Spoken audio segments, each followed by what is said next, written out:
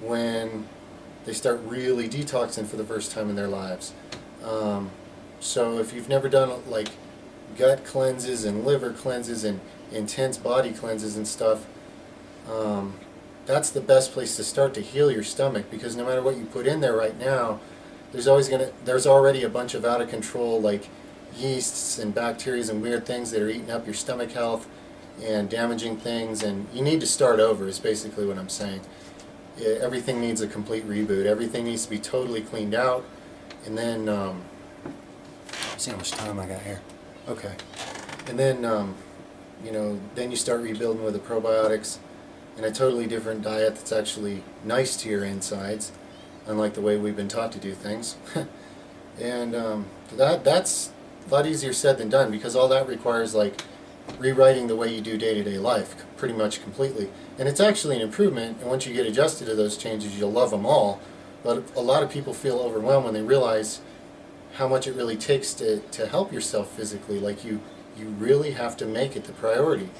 There's going to probably be certain things in your diet or lifestyle you're going to have to give up that might be a problem. For me, I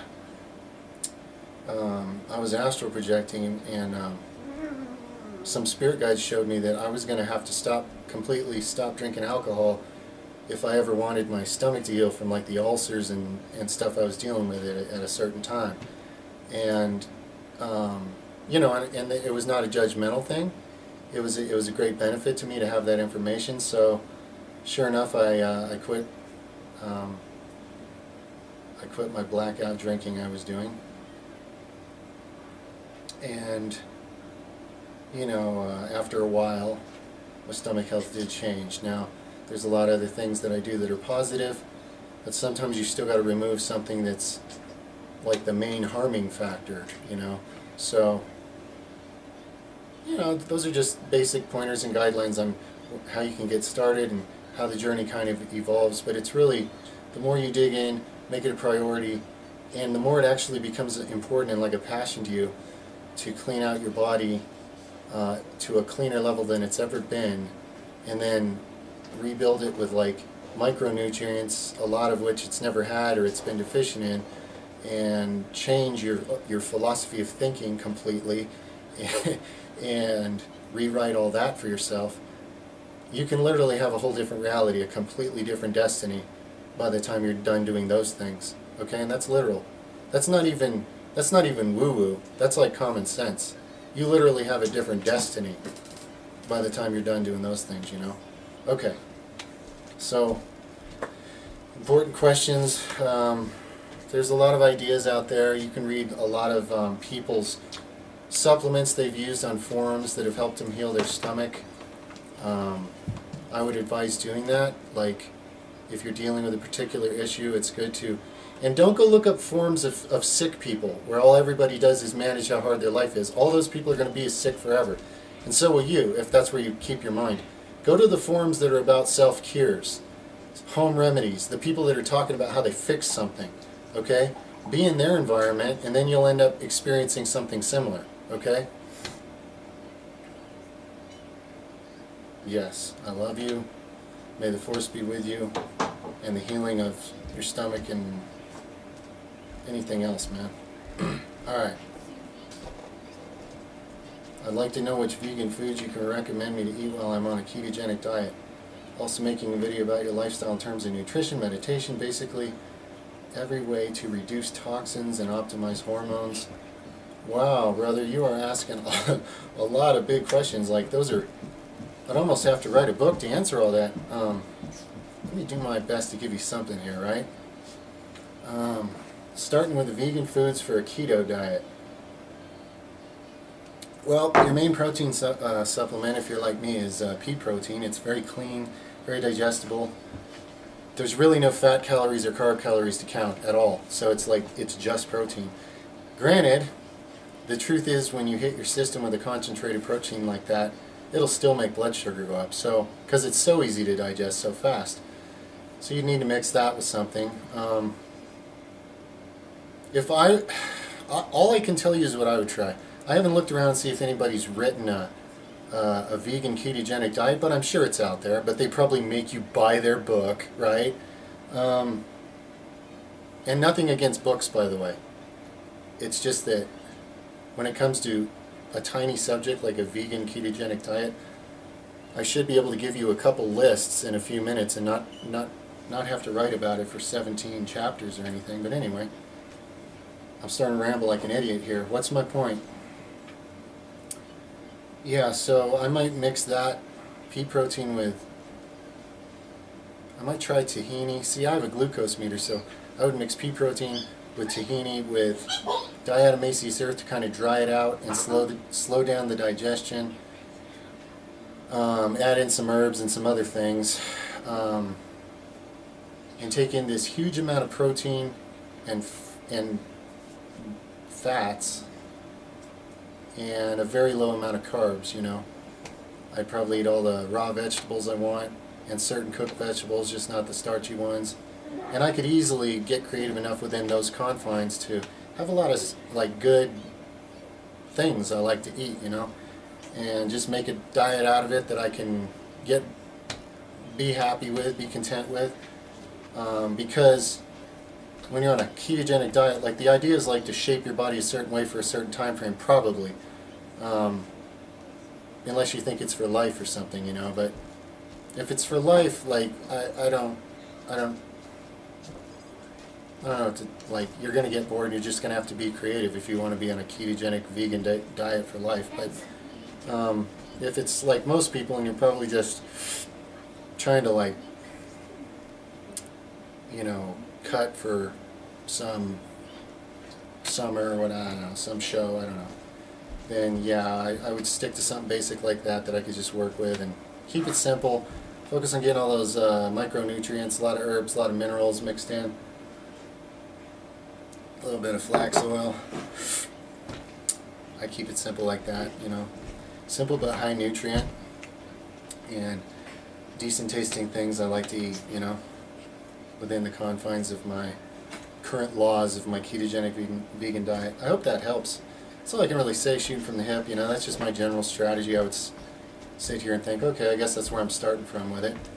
Now, your next question, make a video about your lifestyle. Well, I could never make one video about my lifestyle. In fact, I could never make enough videos to be my lifestyle because I don't really have any. I don't think I have a definable lifestyle because I'm a constantly evolving, changing organism, so my patterns are always changing.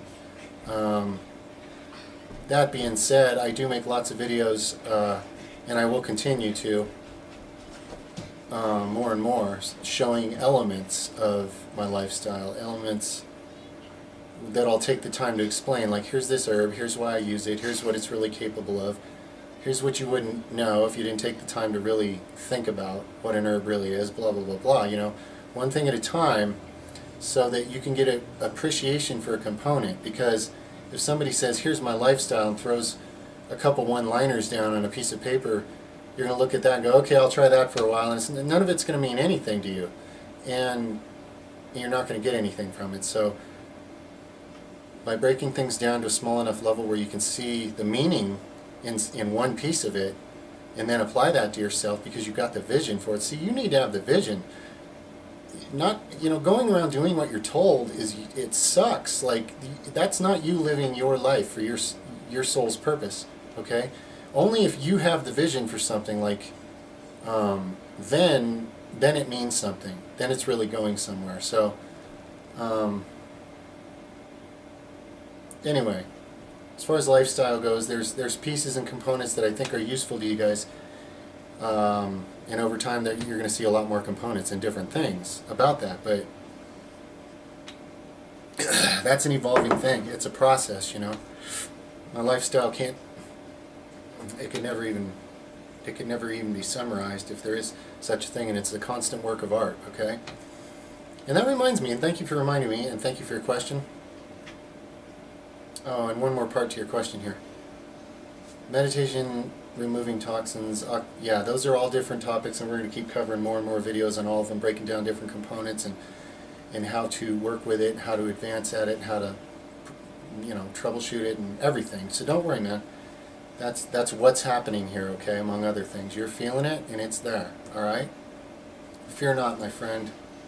It'll continue to flow through me because I'm open to it, and I'll, be that source of this. And there's many more things in the pipes, guys, that are going to be on this channel when, circumstances change a bit and allow for that. So there's going to be new dimensions. But I'm glad you're liking what's there so far, and you guys are helping me create a real... by doing these good Q&As, we're creating a real understanding. We're creating a real connection where you guys can grow from, whatever you choose to, like myself, and I can grow together with you, and who knows what can happen, Okay. Okay, so, and that reminded me, art. Someone asked me a question a while back, and I don't think I ever got around to answering it on any of the Q&As. Question was like, I think it was like a generalized question about art, like, what's your take on art? Are you into art? Something along those lines. But it got me thinking. It's been on my heart for a while to answer it, and I haven't, so this is perfect time. So whoever asked that great question about art, and here's how I would answer you. For me, life is art. Okay, art and life are the same. They're interchangeable. They're woven together. I don't. I find it peculiar that people say when a person draws something on a piece of paper, that's art, but like as if the rest of everything else is not.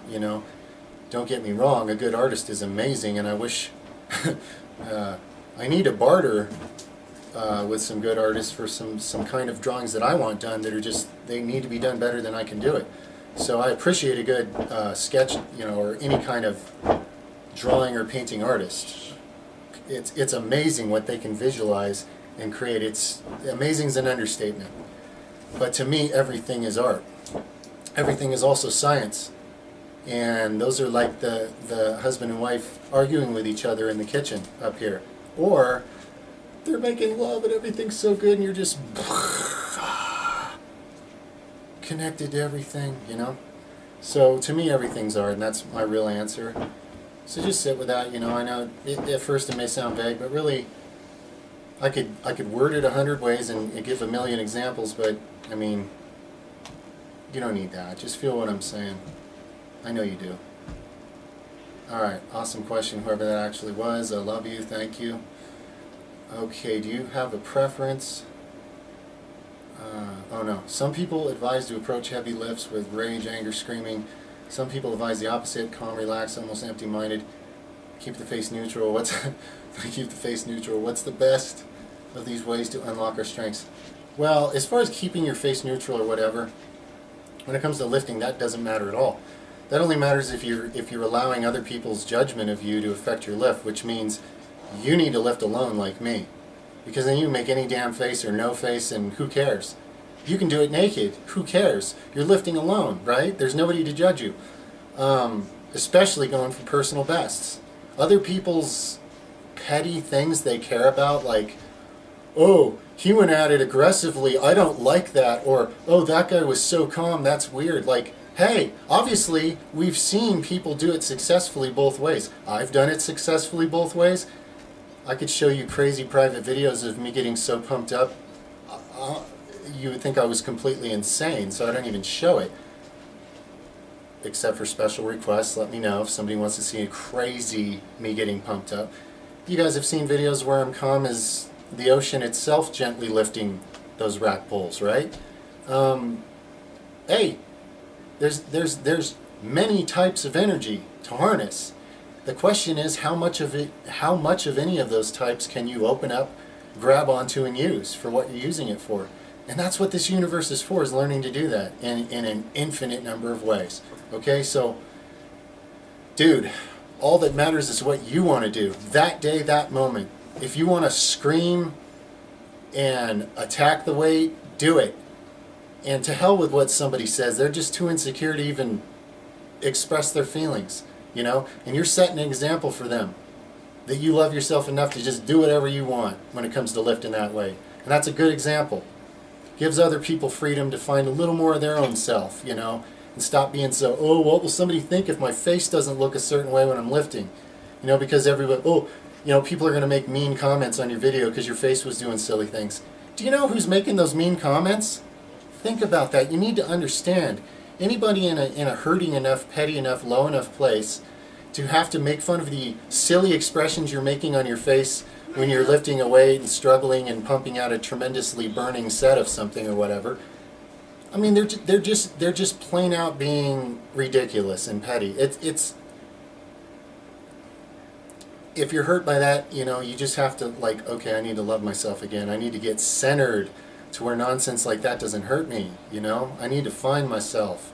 I need to be in my own amphitheater, admiring the divine thing that I am, so that I'm, you know, in love. I'm in love and strength. Whether I'm aggressive and I'm filled with love, or I'm serene and filled with love, either way I'm filled with love. And when I'm filled with love, I'm healthier, and I can more easily lift that bar, whether I'm snarling at it or smiling at it or anything in between, man. Be free, that's what I would say, okay? Find who's you, and his way of lifting is just as damn good as anybody else's that ever existed. Whatever face you make, whatever ritual you do, man, I don't care. It's just as good as anybody's. It's the best for you. So make it your own and own it. And that's the best place to start with that, okay?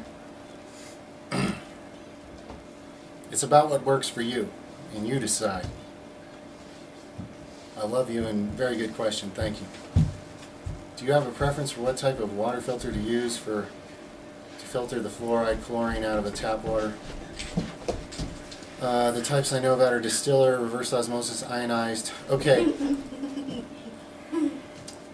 I know that the reverse osmosis, if you get a really good one, reverse osmosis, they actually do get the junk out of the water, as long as you're going to put minerals back in it when you're done. I would recommend that to you. The problem with reverse osmosis, the people, and I've been saying this to people around me since I was like a kid, nobody would listen to. When you take everything, it takes everything out of the water, okay? Not only is there no more fluoride and all that junk and lead and, you know, drugs and who knows, which is great, there's nothing. There's no minerals. That's not actually what water even is. It's still liquid, and it's basically H2O. So, like, it's H2O, but it's not water. So what happens when people get a reverse osmosis and they drink that all the time? They stop putting the toxins in their body that were coming through their water supply, and that's awesome. But they also leach minerals out of their body, because as that water that's had everything that it normally gravitates and holds within it taken out, it's going through you and it's rebalancing itself. It's taking some of those salts, those mineral salts and those things that it needs to be real water again, okay? So all I'm saying is, again, it's a little bit of math. Use that high quality reverse osmosis filter to completely get all the disastrous poison out of your water. Awesome. Then do the other side of the coin, okay? Do a little research on mineral drops for water. There's many good supplies of them. It's just basically something you drop a little bit of alkaline minerals from some natural sources back into the water, just so it's real water again. So it's not taking minerals from you to rebalance itself on the way out. Okay? That's my only advice on that. That's really my advice for people using filters. I know that the high quality reverse osmosis filters truly do work as far as getting everything out. They're so good at it that, yes, you're going to need to put some things back in. You're going to need to put the natural types of mineral salts that exist in water that comes out of the land. You need to put that back in there before you drink it, okay? To have truly awesome water, that's all you got to do. All right. I love you, and may the force be with you on that.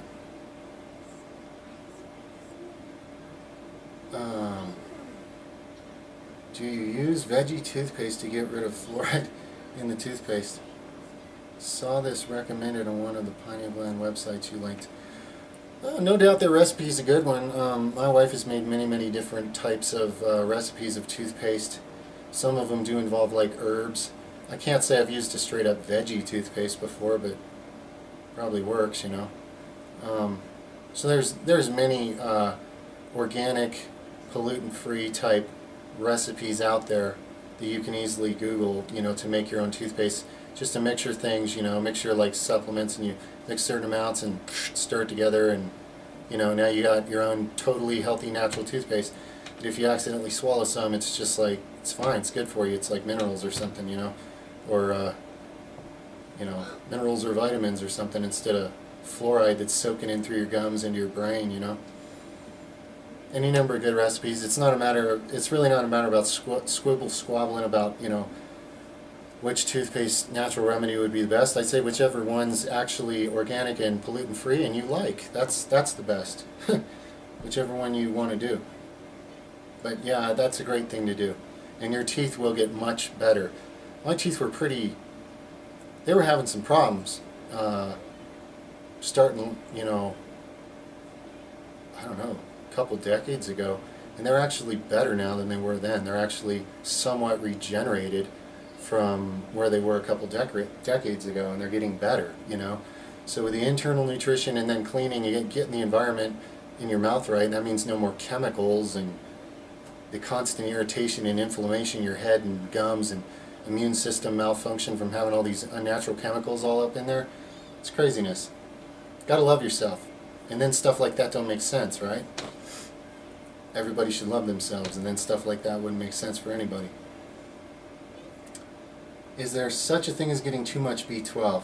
Now, if you're getting the good kind, the methylated, that's for sure not robbing your body or causing any imbalance, in a sense there's too much. Like, it can get to where you have too much energy, you know. You may get... So, I don't think most people take enough, to be honest with you, but you're going to have to experiment. Everybody's digestion of B12 is very different. Some people are a lot more limited than others, but if you just start getting so energetic you hardly sleep, and you're feeling overly ambitious or something, you might want to cut back a little, okay? That's my general guideline on methylated, safe B12. I know people are going to argue about the other kinds that the doctors use, the cyanobocolin or whatever the hell, cobalamin. But there's still a lot of different studies and a lot of different viewpoints out there, and some of these doctors haven't even read the studies I have, apparently, because sometimes that cyanocobalamin form has to like steal methyl donors or something in your body to make up for the unnatural form of itself that it's in, almost like the distilled water I was talking about. This seems to be a pattern that man doesn't understand, that if you take something away from something and then put it into the body, oftentimes it's going to take what it needs to rebalance itself from that body. It's a factor they're not paying enough attention to. But anyway, yeah, just if you're getting too overly jittery and energetic, cut back. That's the only guideline I have on B12. Other than that, you know, it's great. Take a lot until it gets to that point, if it gets to that point. What injuries have you had throughout your life? Oh man, and how have you dealt with them? Well, I've had so many injuries, I'm not going to try to list all of them, because a lot of them are not consequential, but it's a great question. I got to thank you for that, actually, because this brings up another topic, okay, almost like my willpower versus genetics video the other day. Very similar thread here. I've had a lot of injuries that people told me, okay, you're done now. You're not going to be able to do that anymore because you went and hurt yourself with that severe of an, you know, whichever injury it was, and people just don't recover well fully from that, right? You'll never be the same. I've been told that by everybody. And that same thing in me that when I was little was like, I'm not going to be that sickly person. You know, this whole being in a weaker body than others. And, you know, it wasn't even about, like, I didn't like all the suffering that came with it, but really the feebleness factor of having a body that was sick so much that I was like laying down sick instead of living my life. Well, that same fiery thing there that came alive comes alive in me on this topic. So, you know, people will tell you, oh, you can never be the same after that. Bullshit, okay? Even those who simply believe in a better recovery and don't do anything right as far as diet, exercise, or anything else, people who simply have a different viewpoint, they get a better result because your mind's the creator, okay? So, I've healed from a lot of injuries, a variety of injuries, that people said you're not going to make a full recovery from that. And they wouldn't have. And I hope they don't get that injury, because they won't. They'll be crippled up with it. So, you know, I've had my arm torn completely. I've had the joint ripped completely apart here and had my arm turned, you know, completely hanging just off this way, you know, disconnected from here, from refusing to tap.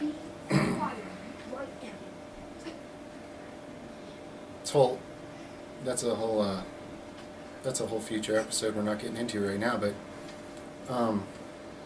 you know, people say, oh, you're never the same after that. Whatever, my arm's stronger than it's ever been. It's built back extra cartilage. I've done a bunch of exercises, a bunch of stuff. It's beefier and stronger than the other one because it needs to be. I weld things back better than they were before, you know. That's this builder's mind. People that believe in, you know, oh, I'm only going to heal, you know, crappy and weak there where I was injured. I never thought that way. I thought where I'm injured somewhere, awesome, because now I'm going to heal stronger there. That's literally how I thought. I started thinking that way as a kid, and it works for me. It always has. And for other people, they're done. I just keep losing them along the way on the trail in any venture I'm in because, oh, they got this hurt. Oh, they never, you know, it's never the same after that. Okay. Again, that's your reality, and I'm not going to fight with you about it or, you know, try to push things on anybody. But the truth is, if you get an injury, you can look at it like, I'll never be as good, or this is stopped for my future, or everybody says you can't ever be as strong, or even the doctor says, and that's a big one, when your doctor says, oh, this'll, you know, you can take what your doctor says with a lot of grains of salt, okay? And I don't even mean disrespect, doing the best they can with what they've been given to work with for an education and all that, you know, in the way society's done. And I'm not talking shit, I'm just saying, if you believe in a full recovery and you are the kind of mind that believes in getting stronger where the bone's been broken, getting stronger where the muscle's been torn, getting stronger where the tendon's been torn, then that's the kind of being you're going to be.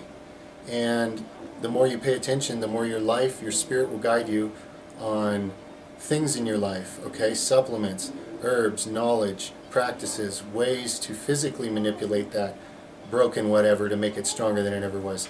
The knowledge will be there, the path will be there for you, but you have to have the mindset that this is an opportunity where I'm going to make myself stronger now, not weaker.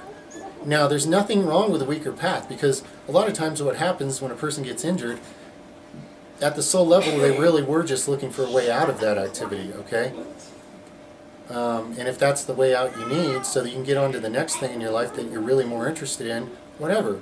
Okay, there's a lot of reasons things happen, but as far as healing from injuries, man, again, your imagination's pretty much the limit from my personal experience.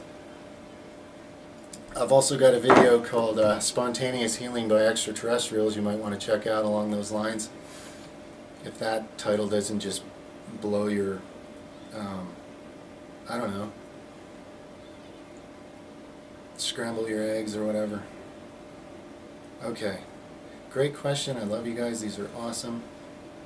Yeah, I could give you more examples of injuries. I mean, let's try to think of some more things I've snapped and torn. And no, I don't want to. It just goes on, and it sounds like a war story. The point is the point. The point is, when you're in the mindset that an injury is now a reason to facilitate that area getting stronger than it ever was, and that's what you're going to do, and that's what you're going to do. And if you really feel that way and see it that way, that will be what you do, and that will be what becomes your reality, okay? Just an example, because that's the way my reality looks on that subject. I know it's not always easy to just jump to somebody else's mindset, wavelength on something and make a spontaneous change. I'm just giving you an example of how, because my reality looks very different on that subject, I get very different experiences okay, than other people who get the same injury or disease, okay? Just another example. Not because I'm better than anybody or that nonsense. And it's not about me being put on a pedestal. Please don't put me on a pedestal, anybody, because the next thing that happens then is you get, martyred, and then they make a false religion out of you or something. And then they love you later. But that's all nonsense. The whole message here, you guys have the universe, you have your source, you have multiple dimensions of connection within you that are just as much yours as mine is mine, okay? And that's all it's about. There's not somebody between you. There's not somebody between you and God, okay? That's perhaps the biggest one-liner that a whole lot of crusty old men would like to just bitch slap me in the face for saying right now. Because of how much revenue religion could lose just on that simple one-liner. But there is nobody between you and God, okay? Or the Force, or the Great Spirit, or, however much of whatever you're willing to be connected to, because it's bigger. What it is we come from and we're connected to is bigger than we can grasp. So whatever your definition is, just try to make it the biggest, best definition you can, and don't let other people's crappy, weird definition of it ruin that for you, because they're not capable of imagining it either. So their horrible definition, if it doesn't suit you, don't worry about it. It doesn't mean anything unless you let it, and then it means slavery. All right, I love you all. Hopefully that answer tingled your Jedi senses.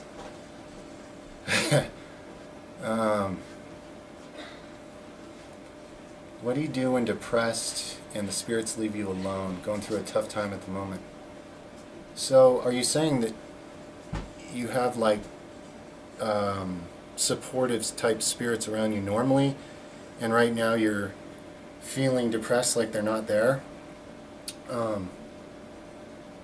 If that's the question, then no doubt they are there. It's just, as you know, it's you and I that are the limiting factor with these dense, physical, unevolved, crazy bodies. So there's something you're going to have to do to love yourself better, to open up more, to feel connected again to what that is. So whoever's bringing you down, or whatever it's got you thinking, just realize those switches and dials are inside you. It doesn't matter who turned them which way or what triggered what. You can open that back up. You can fix that. You can change the dial. You can heal yourself. Now, if you're saying you're depressed and you think spirits won't leave you alone, like you're being depressed because there's some negative spirits, working on making you feel depressed, which is another real thing that can occur. So let's just talk about that for whoever it pertains to at any given time. Yes, there's spirits, yeah, and yes, discovering that can be such a life-changing, mind-changing experience that people don't know what to do with it. But after you've accepted that, and then you're ready to move on to what's to be understood here. What's to be understood is that whatever you're attracting, either a physical person in this world or some, very negative spirit that's wandering around very upset about something, and now they're taking it out on you, giving you all their polluted negative feelings and thoughts and negative emotions, and well, it means you're already attracting something like that. Something already had you somewhat sad. Something had triggered that, and please understand that's not wrong. There's reasons that there's sadness hidden inside of you, okay? Or anger, or rage, or something that, the world it hasn't been willing to see, so you've had to, lock away like everybody does. And you don't even know, it's like you've forgotten about it, but it's still there. It comes up, you get depressed. Depression is an energy, so like any energy, there's an opportunity there to work with energy. I know it's not a good feeling energy, but nonetheless, there's some kind of an opportunity to work with energy. I know from personal experience. Now, I don't have a lot of vast lapses of depression in my life. I tend to go more the other way, extreme anxiety and that end of the stress spectrum, back when I was dealing with a lot of changes I need to make along my way, But I did have bouts with the depression and connect with that energy, and I do know what it is.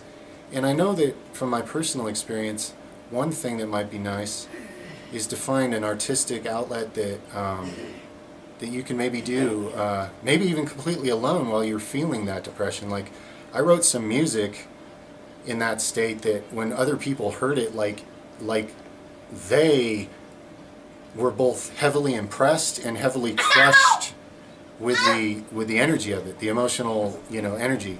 So, a lot of great artists have used extreme depression or other bouts, any extreme of emotion or mind or whatever, but it can be used for amazing things, is what I'm saying. And in other words, there's nothing wrong with being depressed. However, I understand wanting to get out of it. Me, the way I get out of depression is I usually, I can get very fiery very easy. So for me, it's always a matter of, well, if I don't want to feel the sadness I'm starting to feel, I'm just going to start getting pissed, and fired up. And that's all too easy for me. So that's actually why I probably hide from sadness. And I have a video called Humanity's Underlying Sadness you might want to look up just to reflect on that whole subject. But nothing wrong with it. It's an opportunity. Now, you can do a lot of research because there's a lot of supplements that can help with the brain chemistry aspect. All the adaptogenic herbs like ashwagandha, gotu kola, Mucuna pruriens, I believe it's called, velvet bean, and a lot of others that can really help with that. They can help your mind and body chemistry feel a lot more positive. So I would recommend researching adaptogenic herbs. Now I'm going to be doing one at a time adaptogenic herb videos and, for awareness and stuff on how awesome they are.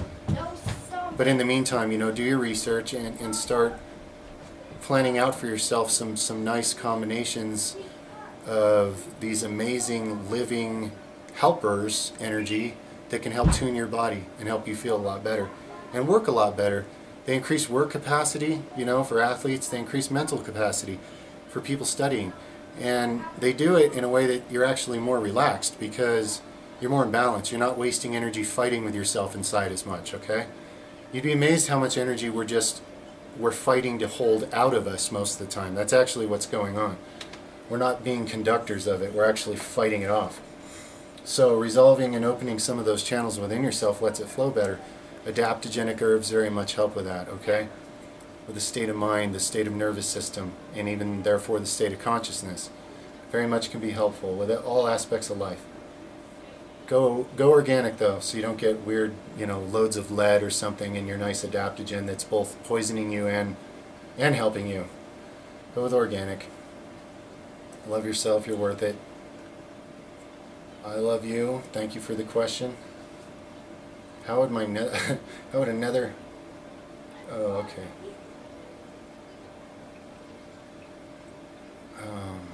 Can you share some things you've learned in the third eye realm that have helped you in some way?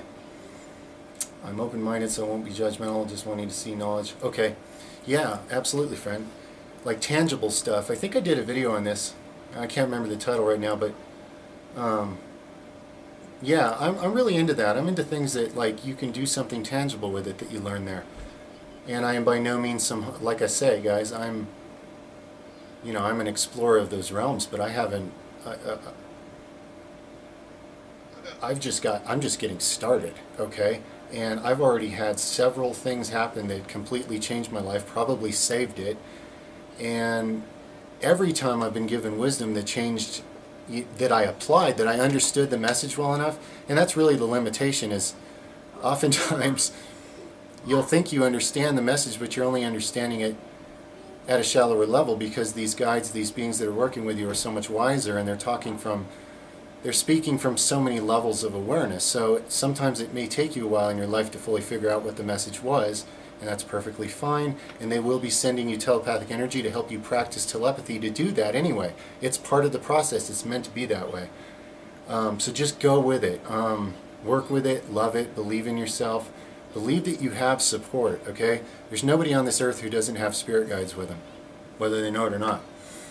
Okay, so you have support. You have knowledge. You're going to have everything you need on your journey, okay? It's a matter of feeling out your journey. You have to feel your way through it. There's no there's no man that can write you a formula like do this, this, and this. I mean, some of those things can kind of help sometimes to get you started on a certain part. But when it comes to your own awakening and growth, you're a completely individual, unique, creative, expansive being, and you're a lot more than you realize. So your personal path and experience of that is a universe and a world unlike any other, okay? And I can't tell you exactly what that is, but I can tell you you'll discover these same truths in one way or another by exploring those realms, okay? And a lot of other truth is available there. It's really going to depend on what you're more gravitating to. Sometimes you'll find yourself just doing fun things in the astral realm that you don't get to do in this world. And that's perfectly fine. What that means is your soul actually decided, you know what, as much as you're, trying, working to be a Jedi and have all this higher knowledge, what would actually help you more right now is to actually feel this. So I'm going to give you this kind of fantasy thing experience here in the astral, which is totally real, by the way. And that's actually more productive for you at that time. It's amazing, but I've brought back information several times. I learned about a lot of the stuff that I share with you guys there. I also learned that I was insulin resistant there. I had no idea. I never would have had any idea because I never ate sugar, I never ate junk food, I stayed away from all that crap. I've always been an athletic, active person. Me thinking I was insulin resistant was like, it would have been the last thing ever I would have suspected. And one of my guides told me that. And she also gave me advice on working on how to fix it, and they're still working with me. And this gets better and better. And when I say working with me and working on me, I literally mean working with me and working on me. And it's getting better, and it's a process, and it's amazing because when you attune the things that are actually built into you and start to discover some of the living technology that actually lives within the energy fields that make you a living being, like I'm always saying, priceless, because I don't have a better word. I don't really have words, but oops, I just scrolled and lost that question. Where was I? Oh yeah, some things on, opening the third eye. Okay, I could never cover enough to cover that topic. You're talking about opening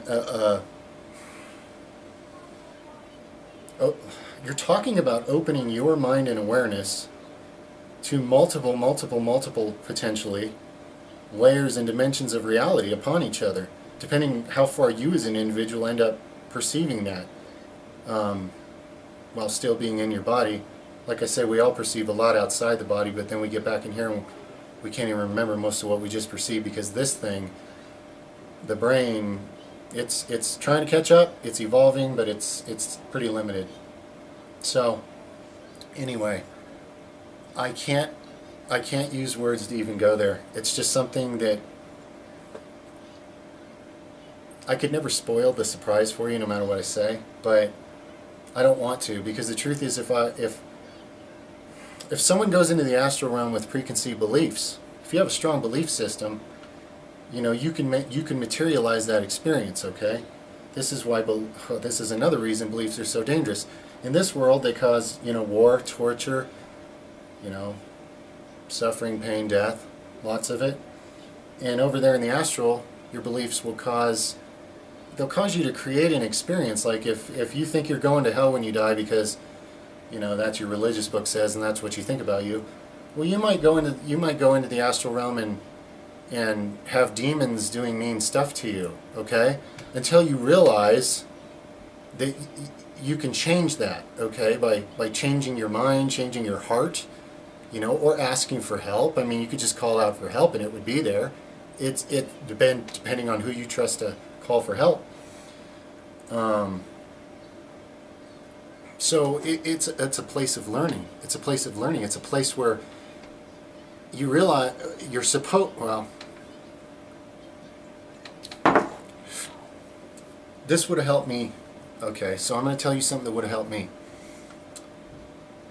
Realize as soon as you can that you're a creator, and the astral realm is a place where you're going to learn at a much faster pace about what it means to be a creator, because you can create those situations instantaneously and bring them in upon each other and morph one into the other. And you will find that your mind's ability to do stuff like that is, oh, in fact, you won't even think it's you for a while. It takes a while to start accepting some of the connection of what you actually are, more of it. And that's you learning to identify more with your own soul. And that is you becoming more of your own soul. And that is you becoming an enlightened person or a Jedi or a mystical being that you hear legends about and you never know how much of it was true or not. Okay? That's you becoming that, because now you're becoming one with your soul. You could call it your father, you could call it a lot of things based on the context of the culture you're in, or whatever is best suited to that environment. But really, in the culture we're in, it's really a time for people to learn, well, okay, this is my opinion because it's my nature. I like to recreate things and create new things that haven't been thought of yet and stuff like that. But before I get on with rambling too much, I think you get mostly the message, out of that. And it's, like I say, words are never going to be enough. It's one of those things we just have to do, experience and be. It's a good question, though. And I love you for it. Okay, where was that question?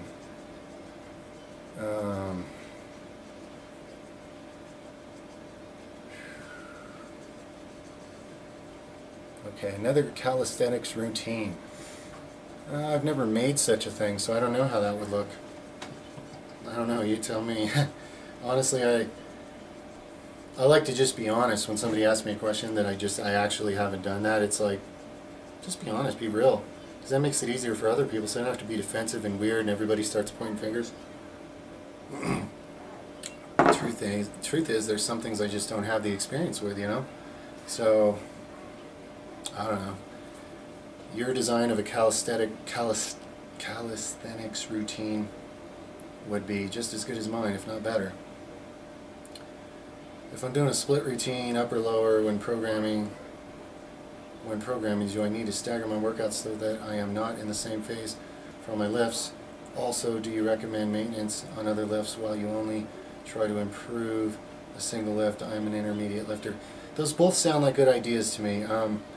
Neither one's necessary, neither one's required to make progress, but they would help, As you're saying you're an intermediate, so one of the big differences between whatever a person would identify as an intermediate or as an advanced lifter would be, you're going to learn all those things along the way, how to align everything to help you get the best result possible, What's the best, most efficient way to train to get your best results out of it. So I think you got a couple good ideas there and you should implement them. You should go with your instincts on that. Those ideas did not come to you for no reason. You don't have to do them, but no doubt I think you would get something out of it. It's always good to tune up your training when you have a vision for it like that, how to make it fit better to where all the components get a better version of you putting the effort into that component, All right. I love you. May the force be with you. My take on injury prevention and rehab. Supplements for the injured. Well, all the supplements I recommend. Starting with the basic supplements list. Always start with that because people are deficient in the basics and they're crippled for it. So you start there. A lot of healing starts right there. And then out from there, every other video on my health list, guys. And that's going to be an ever-expanding thing, and that's what it is. It's how to create vitality in a living organism in this world, That's basically what the health list is about. Oh, my take on... Oh, nice question. Okay, thank you for your question. Force be with you, I love you. Another, what's your take on occlusion training implemented to regular arm feeders? I think, my man, if you haven't started doing it already, go for it. Yes, you had a great idea there. I had the same idea. I've been doing it for a while now. I think it's an upgrade for sure. Yes. I think occlusion training has so many potential amazing untapped uses that people could be mapping out if they were working with it. So I'm going to go ahead and do that and get some more people working with it so that we can go ahead and, get this new, simple, interesting piece of technology that adds new factors, beneficial, amazing factors to the equation in a healthy way if done right. There's nothing, there's, as far as I understand, there's no negative consequences when done right. So it's all good. So I'm going to just keep experimenting, improving upon my use of it, and you guys can, you know, watch me as I go and get your own ideas and do your own thing if you want to, and that's awesome. And hey, we're kind of some of the people pioneering that, because not a lot of people working with it, and they should be. From what I'm seeing so far, it works. When it's done right, it really works. And it's again, you got to adjust your thinking. You know, wrap your idea around a different way of doing things that you can get results, and you can. And figure out where that fits into your training with all your other priorities, you know. It's fun doing all that when you have the mental clarity and energy to enjoy doing it, which again comes to health, vitality, mind, body, spirit, balance, all the metaphysical and health stuff. It's all tied together. It's all part of the same thing, but anyway, everything is. Is it healthy to be in a calorie surplus? Not really, not particularly. Now if you're eating healthy calories and it's just a little surplus and you're heading into winter, then in that case it might be healthy. But no, generally as human beings go, they overeat the wrong things that are low on micronutrients anyway, and they overeat the macronutrients and just destroy and wear out your internal digestive organs by never resting, regenerating, cleansing anything. No understanding of yin and yang. So I'm always gonna advise on the side in a culture in a world like this one. No, overeating is not good, and I would encourage people not to overeat. Okay, I'm not saying you have to undereat either. If you're trying to gain mass, you can't undereat, but overeating is not, in the simplest, rawest truth about your question, anything extra that's not really going to serve any good purpose is not it's not helping you. Okay, so and you know that. Okay, but now you know that I agree. Okay, good question. I love you, man. All right, would I ever consider going on the Joe Rogan podcast? Well, I suppose so. Like, I mean, if Joe Rogan said, hey, you know, there's something about this topic that's on your channel or whatever, and gave me an idea of what we're talking about, and sure, yeah, that would be great. You know, I'd be happy to talk to Joe Rogan or anybody, and of course, talking to him is of course huge exposure. So for me, that would be great for this channel, because the more this channel grows, the more it's good for everybody, and that's the purpose here. So there needs to be more healing, more awakening, more getting in touch, more realizing, finding themselves and healing and falling in love and having a true, deep, rich, meaningful existence all the time, instead of just a dream that you never reach. That can be people's reality, even in this world, okay?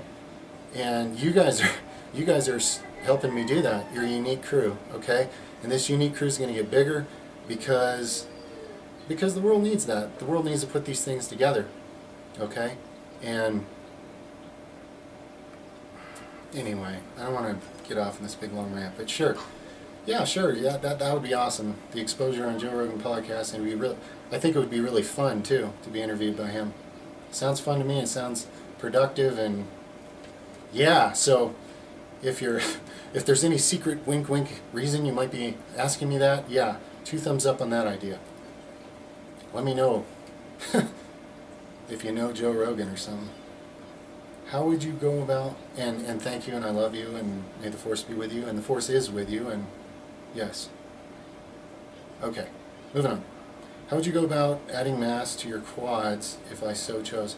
Well, I am choosing right now, and I'm actually, you can watch my last 5 or 6 workouts, the occlusion training I've been doing on my legs. And you'll think it's too little weight and it's too little volume, and there's just no way you can grow quads with that. And yet I just posted a video comparing my quads to, you know, other recent shots where you can see me, you know, flexing them during a leg workout or whatever. And already my quads have made an improvement in 1 week of occlusion training. You can see it. So for now, that's my thing. Like I said, I'm going to dedicate, if you're following Another by the Day, I'm going to dedicate my leg training, leg-specific, leg-only training, to occlusion training for a while. And see what I can do with just occlusion training and see what it really does. That's how you learn things. You take that one element and you really do it. Like Vince Gironda or whoever, you know, that everybody's like, oh, he's so far ahead of his time because he was like an alien or whatever. Really cool guy, and I can resonate with a lot of his thoughts. And one thing he said that was very common sense. People always arguing about what's this exercise train, what's that exercise train. They would be standing there arguing about that 10 years later if you don't walk in there and say, hey guys, why don't you do 30 sets of it and then mark down exactly where you're sore from it. And the next time do it with the other grip and mark down exactly where you're sore from that. And then you don't have to sit here and have this discussion for 10 more years. You can actually use that knowledge to build your muscles accordingly, which is super common sense, but some of his stuff was against the grain and do his own thing, and I resonate with that because it's so beneficial. It's like, here's all the other stuff you guys aren't looking at that could help you, boom, if you're interested. We need more characters like that, just all of you have unique things